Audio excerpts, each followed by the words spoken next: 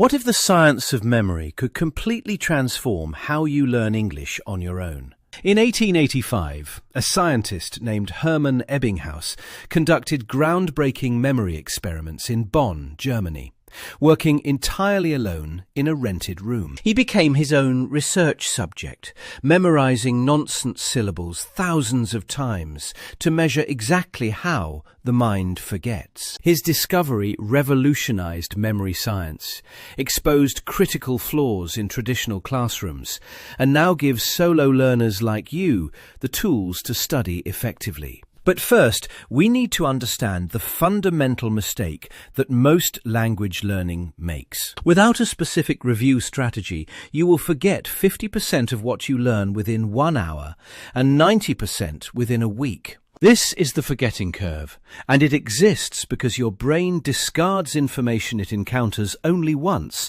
to save energy. Traditional classrooms teach vocabulary on Monday, test on Friday, then move on without the precise review timing your memory actually needs. Unlike classroom students who lack control, solo learners can control their input, pace, review schedule, and subject matter. This gives you 4 key freedoms: choosing what you study, setting your own pace, scheduling reviews strategically, and selecting topics that matter to you. Here are 5 research-backed strategies that turn solitary study into a systematic, effective process. The first strategy is spaced repetition, which fights the forgetting curve by reviewing information at precisely timed intervals. Review a word today, then tomorrow, then in 3 days, then a week, then 2 weeks.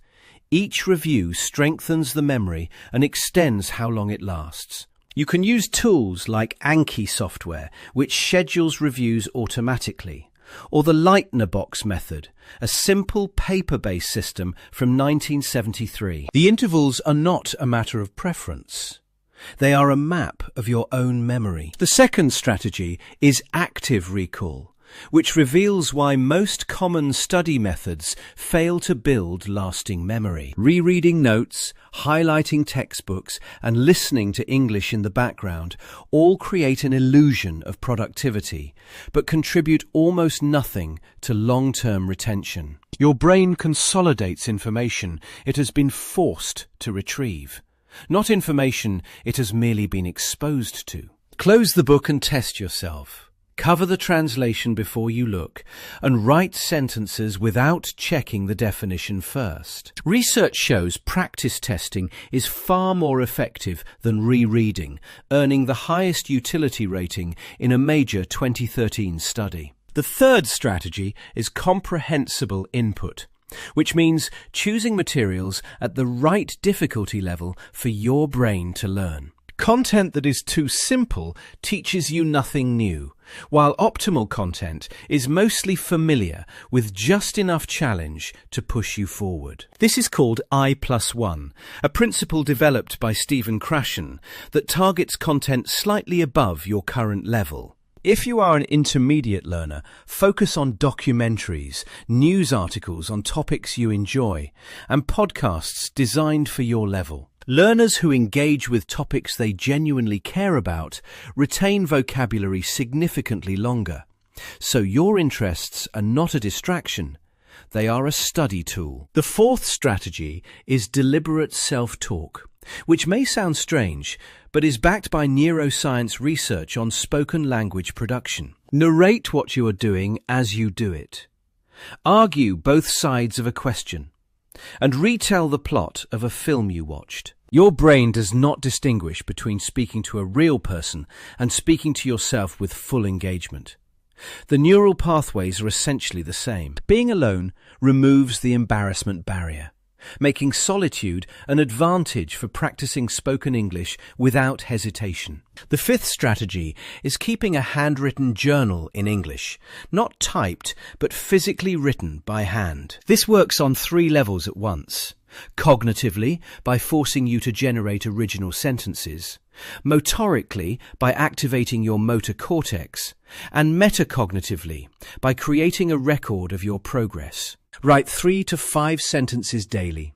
Finish your first attempt without a dictionary, Then review old entries and circle the errors you can now see. That circle, that small mark of your own developing eye, is proof that your brain is changing. Let us return to where we started, with Ebbinghaus and the power of learning alone. His solitude was not a limitation, but the very condition that made his experimental precision possible, eliminating external variables entirely. You have been told you need conversation partners or travel to learn a language.